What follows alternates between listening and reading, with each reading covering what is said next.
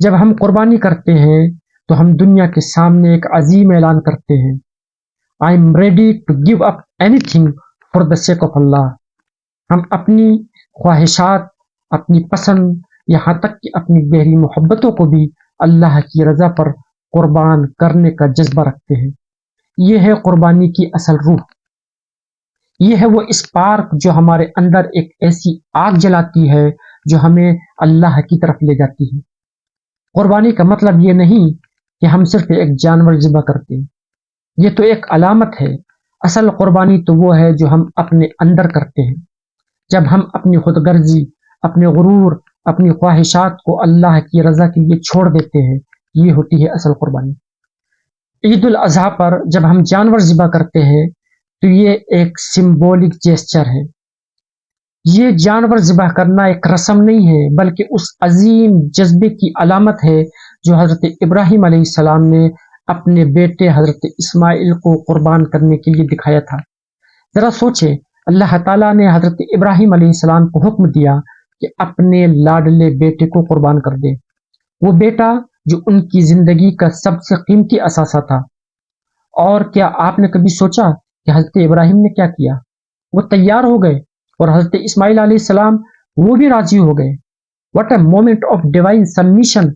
یہ تھا وہ اسپریچول سرنڈر، تاریخ کا وہ لمحہ جو امر ہو گیا۔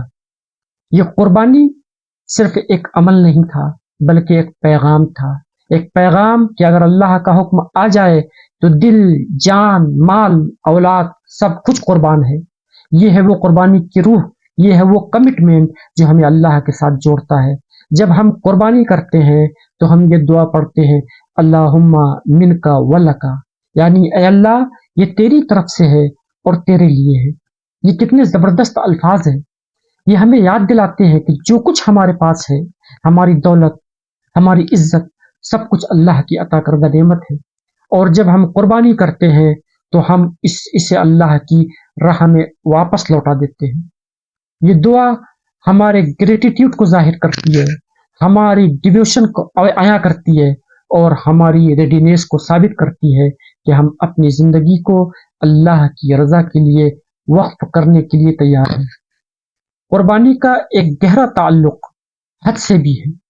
حج ایک ایسی عبادت ہے جو ہمیں اللہ کے قریب لے جاتی ہے۔ جب ایک حاجی احرام باندھتا ہے تو وہ اپنی دنیاوی پہچان، اپنی آئیڈینٹی کو عارضی طور پر چھوڑ دیتا ہے۔ No title, no status, no fashion, just a soul in submission to its creator. اسی طرح قربانی ہمیں سکھاتی ہے کہ ہماری ذات کا اصل جوہر تبھی نکھرتا ہے جب ہم اپنے آپ کو اللہ کے حوالے کر دیتے ہیں۔ یہ ہمیں یہ پیغام دیتی ہے کہ ہماری زندگی کا اصل مقصد اللہ کی عبادت اور اس کی مخلوق کی خدمت ہے۔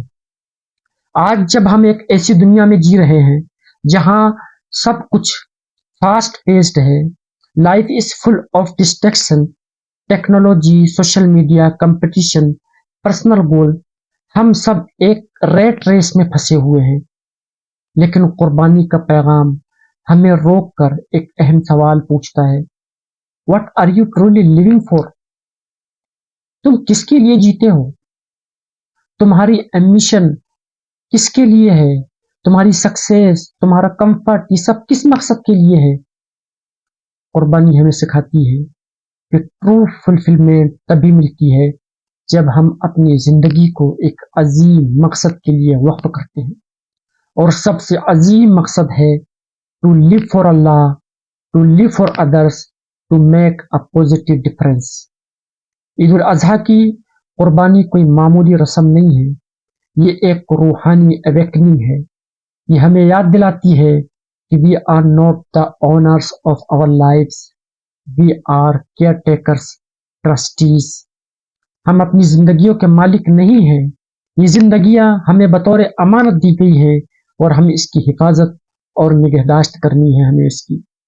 ہمیں اپنی زندگی کو ایک پرپس کے ساتھ جینا ہے، اور وہ مقصد ہے عبادت الہی اور خدمت خلق۔